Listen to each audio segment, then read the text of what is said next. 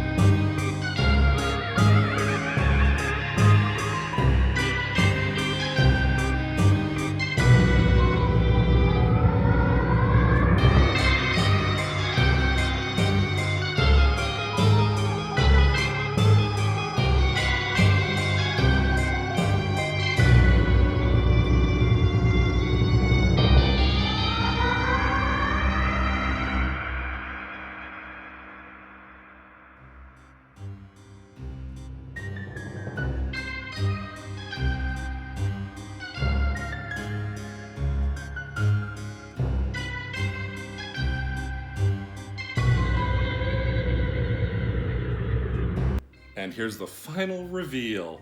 Our Halloween triptych, it's all assembled and hanging up, adding a little more Halloween spirit to our home. I hope you had fun watching, and hopefully you'll find some inspiration to create your own Halloween wall hanging. Thank you for spending time with me today, and if you enjoyed today's video, please hit that subscribe button and leave me a comment down below. And Click that like button along with that notification bell so you can be notified whenever I upload a new tutorial.